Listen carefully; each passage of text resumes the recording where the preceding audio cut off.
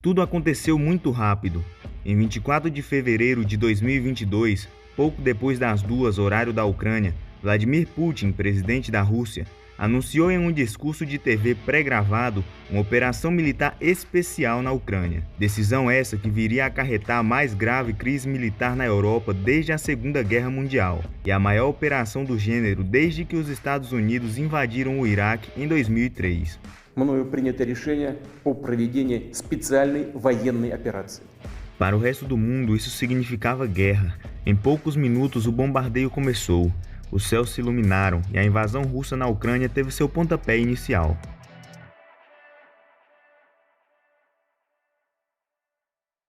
Para muitos ucranianos, isso não soou como um começo, mas sim como uma continuação do conflito que começou cerca de 8 anos antes, na primavera de 2014. Desde que a Rússia e os rebeldes que ela apoiava invadiram a Crimeia e partes do leste da Ucrânia, o país manteve uma presença militar ampliada e ativa ao longo das fronteiras da Ucrânia. Em 2017, por exemplo, a Rússia restabeleceu o famoso mais dissolvido 8º Exército de Armas Combinadas em Novocherkassk. Revivido sob o pretexto de que era uma decisão defensiva, o 8º Exército Combinado desde então aumentou a sua artilharia. Este dificilmente é um desenvolvimento isolado e uma estratégia defensiva. De Sebastopol, no extremo sul da Crimeia, a Klintse, ao longo da fronteira norte da Ucrânia, bases russas, pontos de parada e de infraestrutura militar cresceram para cercar cada vez mais a Ucrânia desde 2014. Esse aumento do poderio militar foi possibilitado pela tomada física das terras e, aos olhos da liderança russa, é justificada pela ameaça de que a Ucrânia poderia retalhar ou tentar retomar os territórios ocupados. Esse aumento também, por sua vez, abriu literalmente o caminho para a Rússia acumular extraordinários 75% de suas principais unidades de combate a uma curta distância da Ucrânia. Na quarta-feira, 3 de novembro de 2021, o Ministério da Defesa da Ucrânia anunciou que 90 mil soldados russos cercaram as fronteiras do país e territórios ocupados. As forças russas que estavam na região para supostos exercícios simplesmente não estavam indo embora. Não só eles não estavam indo embora, mas como os próximos meses revelariam, seus números estavam crescendo. Esta é uma imagem de satélite de fora da cidade russa ocidental de Elna em setembro, e este é exatamente o mesmo local em 1º de novembro.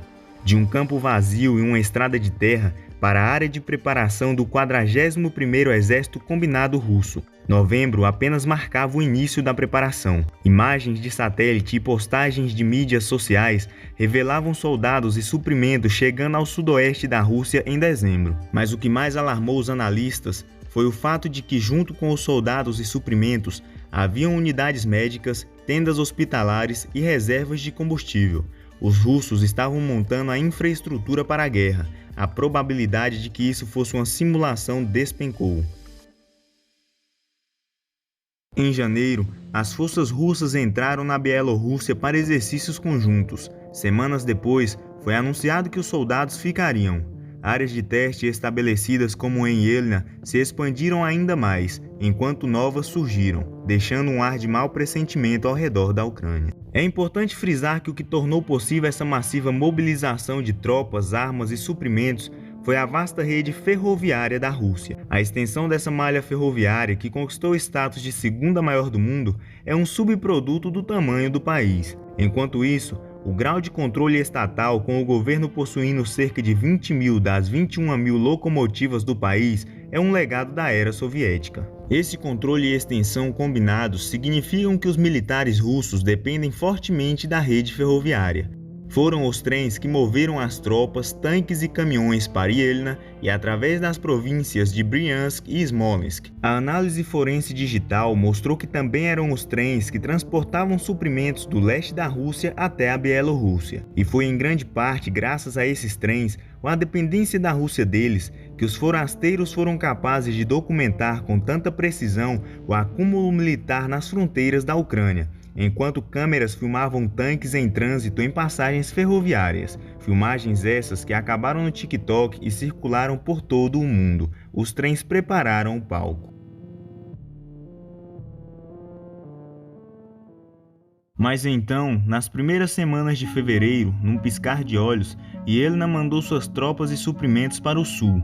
À medida que essas forças russas se aproximavam cada vez mais da fronteira ucraniana, tanques apareceram em Kursk, a apenas 220 quilômetros de Kharkiv, enquanto tropas e caminhões se acumulavam perto de Gomel, Bielorrússia, a 32 quilômetros de distância da fronteira. Ao longo de 3 meses e meio, 175 mil soldados russos se amontoaram ao longo da fronteira da Ucrânia, prontos para desencadear a morte e a destruição no país em que acreditavam estar ali para libertar.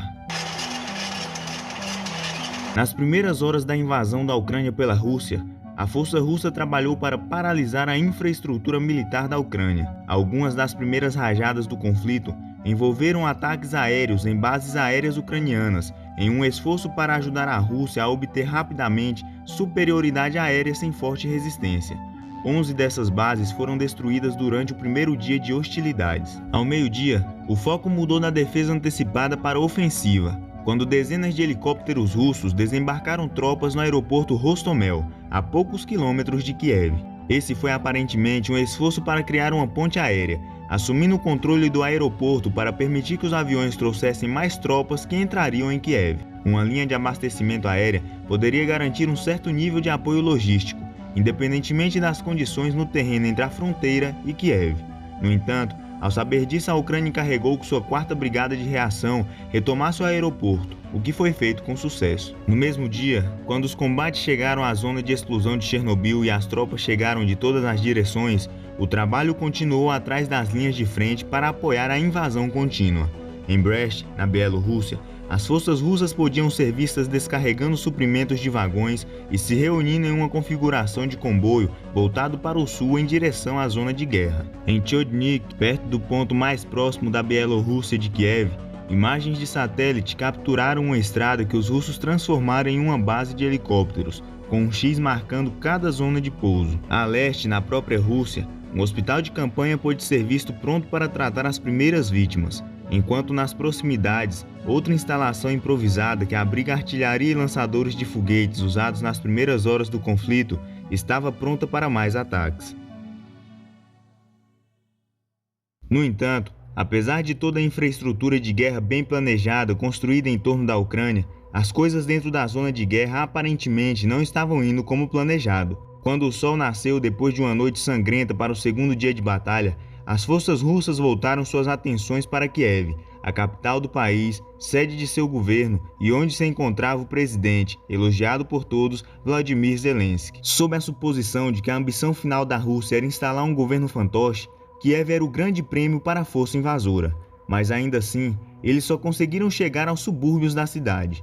Lá eles encontraram resistência e fizeram pouco progresso, transformando a noite que muitos temiam que marcaria a queda da capital em apenas mais uma noite. À medida que o segundo dia se tornou 3, surgiram fotos e vídeos que começaram a dar uma imagem mais esperançosa à Ucrânia. Os tanques russos estavam ficando sem combustível e estavam sendo abandonados, deixados espalhados pelo país. As tropas russas foram vistas saqueando lojas de alimentos. Os soldados russos estavam com muita fome. Até surgiram histórias de forças russas pedindo suprimentos e direções a civis ucranianos. Aparentemente, eles ainda não sabiam o real interesse de Putin. Eles não tinham consciência da opinião que pessoas comuns tinham sobre eles no país em que estavam tentando conquistar. À medida que se aproximavam das áreas urbanas que só podiam ser tomadas com a coordenação mais delicada, os militares russos pareciam desorganizados e desconectados. Apenas algumas forças foram encarregadas de entrar em algumas cidades, apenas com armas em punho, para induzir uma rendição rápida e fácil.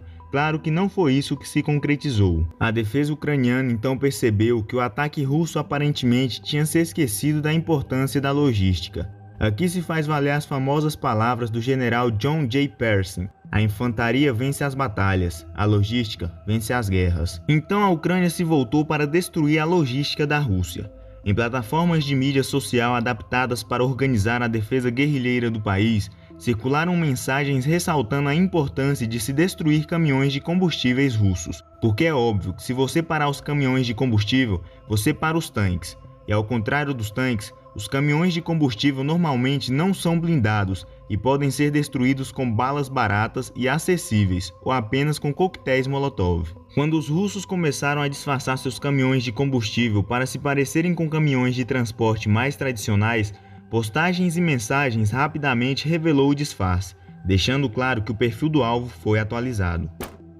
As forças ucranianas também destruíram 2 pontes importantes para Kiev, permitindo que se concentrassem na defesa de um número menor de pontos de ataque. Táticas semelhantes foram usadas em outras partes do país. Os militares ucranianos também destruíram todas as conexões entre as redes ferroviárias russas e ucranianas, para impedir que a força invasora as tomassem para aumentar suas linhas de abastecimento. Em outros lugares do país, vilas e cidades arrancaram suas placas de rua, ou em alguns casos, pintaram sobre elas "Bem-vindo ao Inferno", tornando mais difícil para as tropas russas, muitas das quais dependiam apenas de mapas de papel para se moverem pelo país. Enquanto isso, com os militares russos confiando quase inteiramente em comunicações de rádio analógicas e inseguras, entusiastas de rádio amador e organizações como Anonymous trabalhavam para bloquear e vigiar as frequências de rádio inimigas. Algumas foram até mais longe, transmitindo sons de porco, músicas temáticas ou mensagens escritas que aparecem quando analisadas em um espectrograma. A Rússia respondeu a isso com desinformação estratégica, supostamente espalhando posts listando frequências falsas nas mídias sociais, mas o lado ucraniano rapidamente percebeu e espalhou as frequências corrigidas em seus meios de comunicação. Para alguns especialistas, as dificuldades logísticas dos militares russos não eram novidade. Na verdade, elas representavam uma linha histórica. Ao analisar a desastrosa guerra soviética afegã da década de 1980, o fraco desempenho logístico é uma razão frequentemente citada para o fracasso da União Soviética em atingir seus objetivos. De acordo com os estrategistas, suas forças de apoio logístico eram inflexíveis e mal equipadas para realizar suas missões. É claro que, graças à sua vasta rede ferroviária, que está quase inteiramente sob controle do Estado, os militares da Rússia têm essa incrível capacidade de mobilização. Cerca de 30 mil funcionários russos servem nas tropas ferroviárias, cuja tarefa envolve a defesa, uso e construção de ferrovias para fins militares. Essa força, maior do que a da maioria dos países, é um indicativo do quão esse ativo de infraestrutura é importante para sua máquina militar. No entanto, essa vantagem, essa dependência dos trilhos, se torna um calcanhar de Aquiles quando os conflitos ocorrem além de suas fronteiras. Quando a guerra ultrapassa seus campos, as capacidades logísticas militares russas são, na melhor das hipóteses, medíocres. No caso desta invasão, os principais pátios ferroviários avançados usados estão na Bielorrússia e na própria Rússia. Portanto, para quaisquer outras linhas de abastecimento, especialmente qualquer extensão para a Ucrânia, a Rússia teve que recorrer a caminhões, e simplesmente a Rússia não tem caminhões suficientes.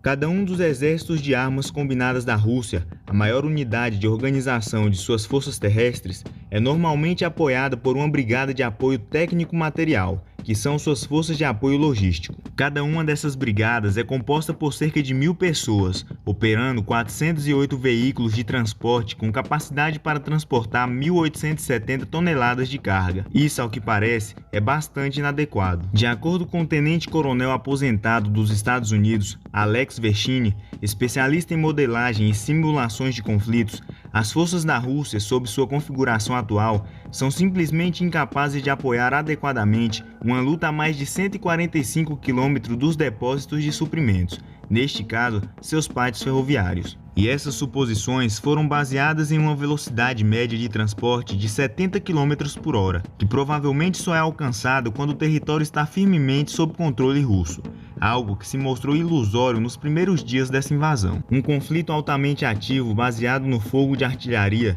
que descreve com precisão essa guerra, consome ainda mais recursos das forças de apoio logístico, pois cada foguete individual requer caminhões dedicados para transporte até o lançador. Com a frequência do fogo de artilharia nos primeiros dias da invasão, uma grande parte da capacidade da Brigada de Suporte Técnico-Material da Rússia estava certamente ligada ao fornecimento de munição para os locais de lançamento. Essa incapacidade geral aparentemente reflete na estratégia da Rússia na Ucrânia.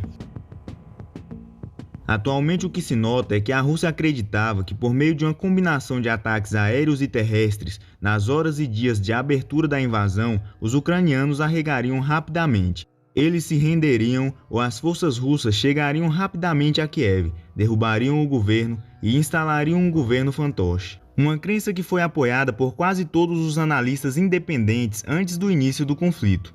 Os analistas acreditavam que, ao invadir, as forças russas podiam operar de forma autossuficiente, sem apoio logístico, por cerca de 3 a 5 dias. Assim, quando o conflito não terminou dentro desse prazo, os russos se viram lutando para se reagrupar e reabastecer. A maioria das forças ocidentais, que geralmente são muito mais bem equipadas ao ponto de vista logístico, operam em um sistema baseado em pool, onde as forças combatentes solicitam reabastecimento conforme necessário, com base no que realmente acontece. Enquanto isso, os militares russos operam predominantemente em um sistema baseado em push, onde as forças são reabastecidas em uma base mais previsível, conforme determinado pela liderança. Isso significa que, na prática, há mais tomada de decisão estratégica e priorização sobre quais forças mais precisam ou justificam o reabastecimento e quais materiais são mais importantes para reabastecer. Portanto, na Ucrânia, é provável que a munição tenha sido priorizada primeiro que o combustível para tanques, em frentes menos importantes estrategicamente. No contexto de limitações logísticas, como é o caso das Forças Armadas da Rússia, essa abordagem é menos eficaz do que a abordagem ocidental, que se concentra em uma logística flexível que se adapta às necessidades reais. Em resumo, as forças ocidentais permitem que a estratégia lidere a logística, enquanto as forças russas permitem que a logística lidere a estratégia. O único fator que pode resolver melhor esses problemas, no entanto, é o tempo. Os militares russos têm a capacidade de configurar uma zona de guerra para um conflito mais prolongado. Suas brigadas de suporte técnico-material, por exemplo, incluem batalhões de oleodutos táticos, que podem construir rapidamente redes na Ucrânia para trazer combustível e água para mais perto das frentes de guerra, sem a necessidade de comboios de abastecimento pesados. As tropas ferroviárias da Rússia podem fazer o mesmo com a infraestrutura ferroviária, consertando ou construindo redes para apoiar um conflito ou ocupação de longo prazo. E o país pode tirar uma página da cartilha soviética, aproveitando todo o poder dos setores público e privado para apoiar as operações militares. O que os primeiros dias da invasão russa na Ucrânia fizeram, no entanto, é expor um ponto fraco no poderio militar do país, ou talvez demonstrar que os pontos fracos das forças armadas soviéticas ainda estão presentes. As capacidades logísticas são indiscutivelmente uma grande vantagem estratégica de muitas forças armadas ocidentais, especialmente as dos Estados Unidos, cuja rede global de bases militares e enormes capacidades marítimas e de transporte aéreo permitem dar suporte adequadamente a um conflito em qualquer lugar da Terra. O fato de a Rússia ter falhado tão visivelmente a poucos quilômetros de sua fronteira expõe seu calcanhar de Aquiles a qualquer futuro adversário. Tragicamente, essas primeiras lutas pareciam deixar os militares russos ainda mais desesperados.